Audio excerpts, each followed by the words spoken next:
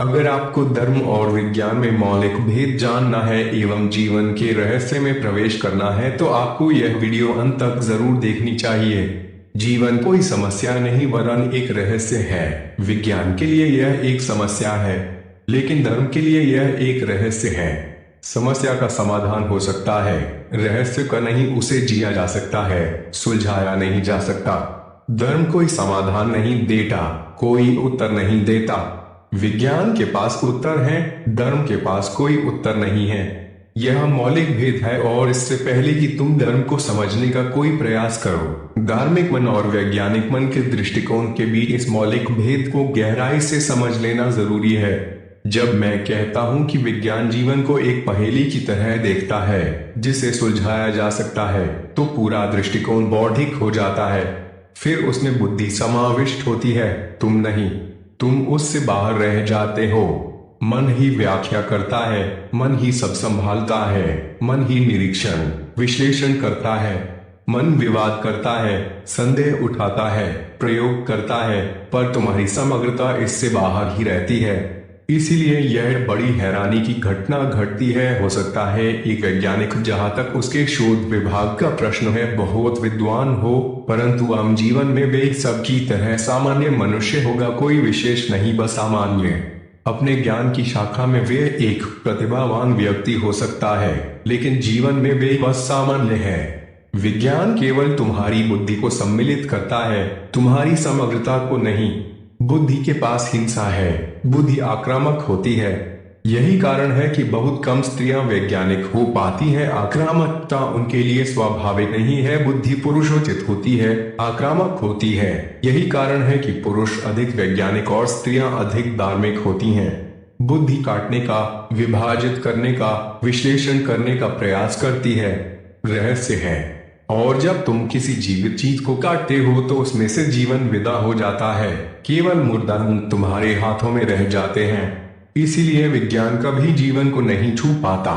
वस्तुतः जो कुछ भी वह छूता है हो जाता है। जब विज्ञान कहता है कि कोई आत्मा नहीं है या कोई परमात्मा मृत नहीं है, तो यह अर्थपूर्ण है। इसलिए नहीं कि आत्मा या परमात्मा नहीं है, बल्कि इसलिए कि उससे पता चलता है कि वैज्ञानिक दृष्टिकोण ऐसा है कि वह कहीं भी जीवन को नहीं छू सकता।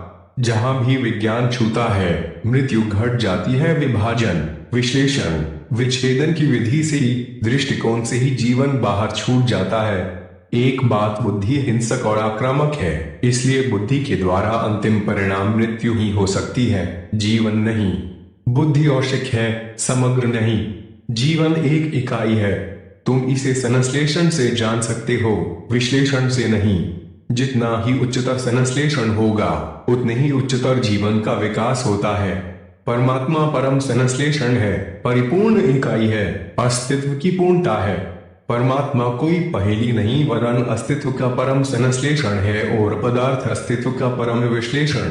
तो विज्ञान अंततः आणविक भौतिकता पर पहुंच जाता है और धर्म ब्रह्मांडीय चेतना पर। विज्ञान अंतिम निम्नतम तल की ओर गति करता है और धर्म उच्चतम तल की ओर उठता है।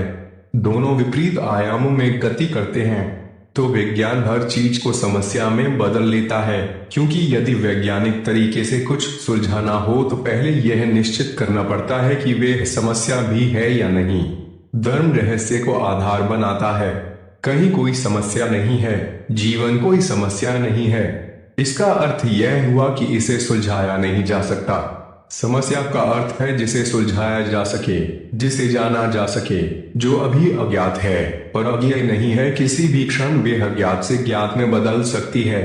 तो वास्तव में धर्म इस तरह का प्रश्न नहीं पूछ सकता कि जीवन क्या है, यह बेकार की बात है। धर्म ऐसा प्रश्न नहीं पूछ सकता कि परमात्मा क्या है, यह बेवकूफी है। धर्म का ढंग ही समस्याएं खड़ी करने का नहीं है। धर्म यह पूछ सकता है कि कैसे और जीवंत हुआ जाए, कैसे जीवन के प्रवाह में बहा जाए, कैसे समग्रता से जिया जाए। धर्म पूछ सकता है कि परमात्मा कैसे हुआ जाए, लेकिन यह नहीं पूछ सकता कि परमात्मा क्या है। रहस्यों को हम जी सकते हैं, उनके साथ हम एक हो सकते हैं, हम स्वयं को उनमें खो दे सकते हैं, हम एक बिल्कुल अलग अस्तित्व प्राप्त कर सकते हैं। उससे सारा गुण बदल जाता है, लेकिन कुछ सुलझता नहीं, क्योंकि कुछ भी सुलझाया नहीं जा सकता। और जो कुछ भी ऐसा लगता है कि सुलझाया जा सकता है या जाना जा सकता है, वे केवल इसीलिए लगता है क्योंकि हम उसे टुकड़ों में देख रहे हैं। यदि हम पूर्ण को देखें तो कुछ भी जाना नहीं जा सकता है, हम केवल रहस्य को पीछे धकेल